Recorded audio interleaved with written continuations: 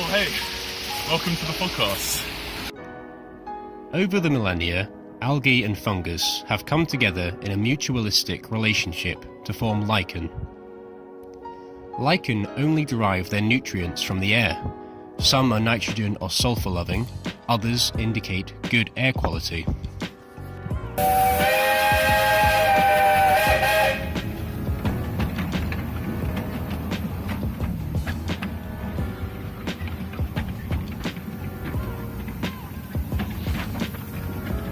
If anyone was asleep before, they will not be after that.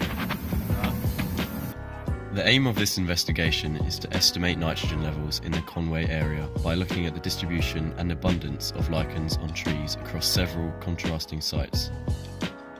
This is in order to support the hypothesis which states that nitrogen levels will be lower in areas of less pollution.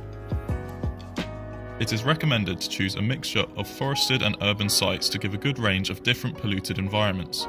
For example, Betsy Coe is a small village situated in the Conwy Valley, which is part of the County Borough of Wales.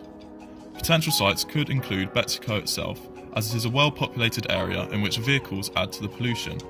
Forested areas near Coe Hafod are a good contrast, as there are not many, if any, sources of pollution there. Furthermore, it would be a good idea to venture up to Llandudno, where population levels are high and vehicle use is rampant. The car park behind Chester University Best Building is also a good site, as it is in a different geographic location and it is in an area of high vehicle use. Before going to the site, you will need the following equipment: a quadrat, draw pins, 3-meter tape measure, compass, clipboard, risk assessment sheets, site recording forms, tree identification guide, lichen identification guide, map, pen, pencil, magnifying lens and correct walking gear. Furthermore, risk assessment sheets for each of the chosen sites must be completed as to be aware of any potential hazards you might encounter. In order to carry out a sampling, the first step is to attend one of your chosen sites.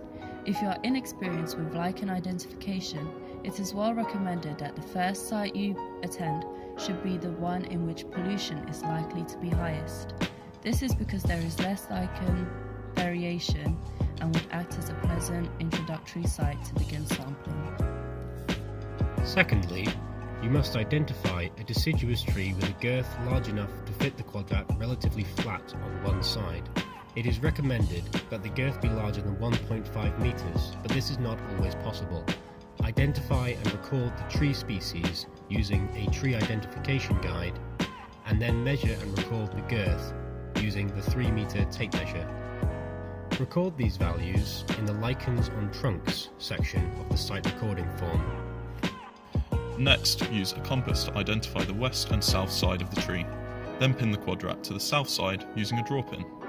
Look at each of the 4 sections of the quadrat individually and use the lichen identification guide to measure and record the presence of any identifying lichen species on the Lichens on Trunks section from the site recording form.